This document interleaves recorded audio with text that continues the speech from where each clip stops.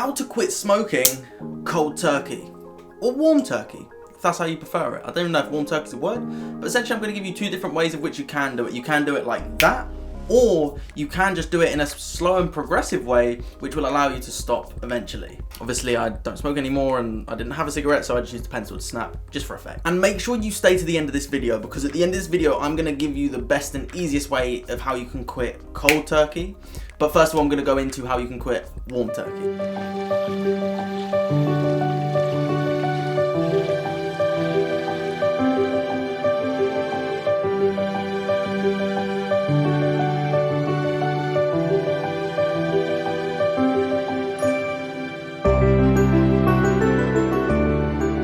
Welcome back to another video. I'm Max Hindle I. Help entrepreneurs reprogram their life, rewire their minds for happiness, success, abundance, fulfillment, confidence, you name it, I do it. And before we get into this video, please feel free to hit the subscribe button and hit that bell icon so that you get notified whenever I post. But other than that, let's get into the video. So as I said, you have the two options. You have cold turkey, you have warm turkey. And warm turkey is just a term I've just made up for what is actually called progressive extremism. And this was a term I heard from someone, I cannot remember who it was, but I heard it in a book and watched a video on it.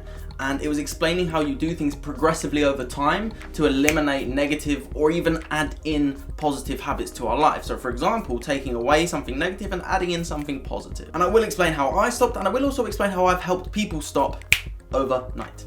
So first things first. So what actually is progressive extremism, or warm turkey, want for a better word? It is basically the term of doing something progressively over a period of time. For example, the way that I went vegan, I know people, like my sister, went vegan overnight. I went vegan over a period of months. Now, reason I did it is I didn't believe that I could do it like that. And when we have that belief, we're not gonna do it like that. So first, if you believe that you can do it like that, then I want you to send me a message so that we can do it like that. Or head over to my website. But essentially what we need to do is we need to understand that we can do something over a period of time and eventually reduce negative habits or increase positive habits. For example, when I went vegan, I reduced the meat I was eating and increased the vegetables I was eating. And I've even used this to when I wanted to work out, when I wanted to meditate. I've used this progressive method over a long period of time, and I still use it today. Depending on the habit I'm trying to either create or get rid of, I will either hypnotize it out of myself, out of my system, remove the subconscious program completely, and allow myself to get on with it instantly. Or I will use progressive extremism and do it over a period of time.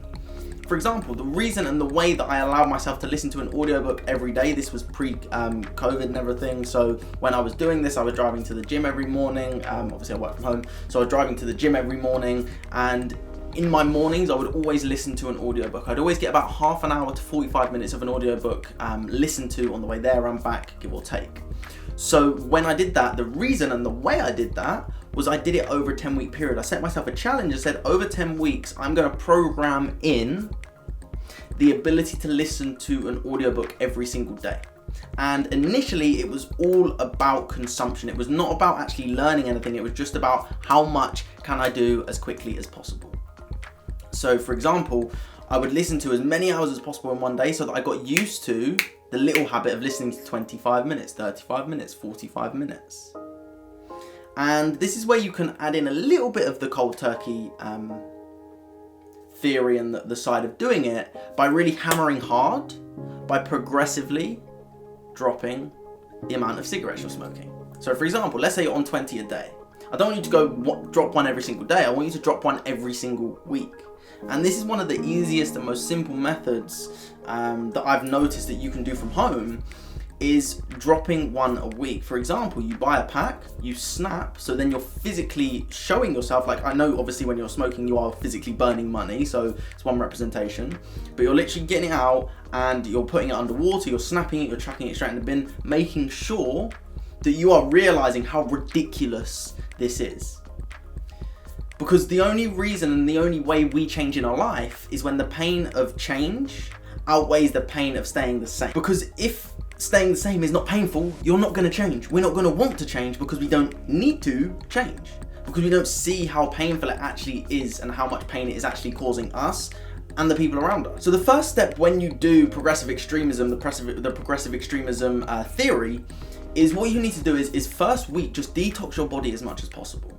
So whether that is go vegan for a week, you don't have to do it full time, but go vegan for a week, try it. It's worth a try.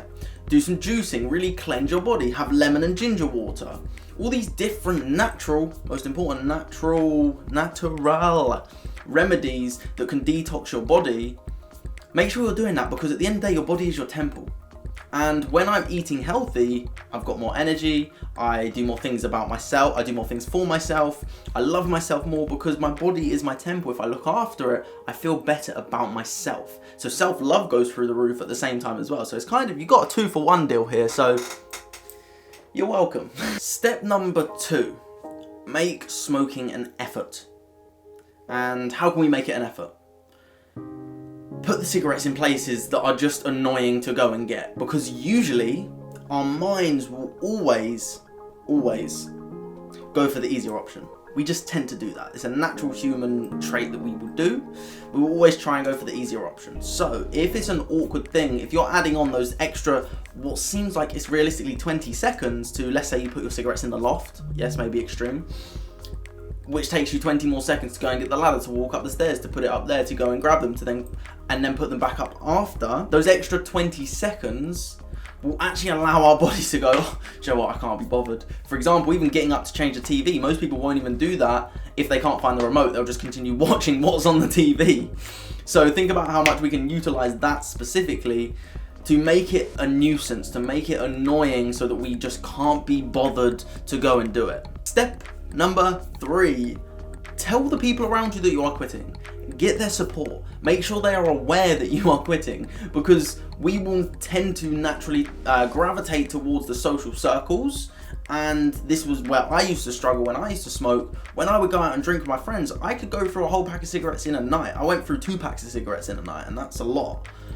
And it's a lot of money, but also it's a lot on your lungs. It's awful to your system. But I wasn't telling people around me that I was quitting, so it was naturally a lot harder for me to stop, because I kept going out and people would offer me one and I didn't have them on me, and then I'd have a drink and I'd be like, yeah, go on, and just one. And eventually over time, 1 turns into 2, 2 to 3, etc. So make sure that people around you are aware and they are conscious that you are quitting and that you are stopping, so they can support you, because we need that support whenever we're trying to do something that's a little bit difficult in our life. And I know for myself, from quitting, I got a lot of anger come to me. I got a lot of annoyance, of stress, of like agitation, because I wasn't smoking. So when I stopped, my mind went from something of having something that calmed me down, because realistically, and this is actually scientifically proven, the smoking the cigarette doesn't calm you down. What calms you down is a deep breath.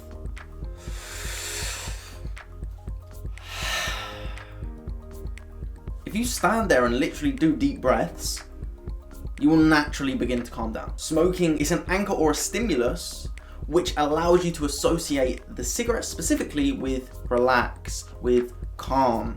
So if we can associate that with calm, we can associate something else with calm. Which actually leads on to the 4th and final step of using progressive extremism for smoking specifically, or even getting rid of any negative habits. Associating so much pain, so much guilt, so much fear into cigarettes. And if you want my help with that, I can do that very easily, and I love to do it because it's saving your life, it's giving you back your health. And the reason I do this specifically is when we are fearful of something, we tend to steer clear of it.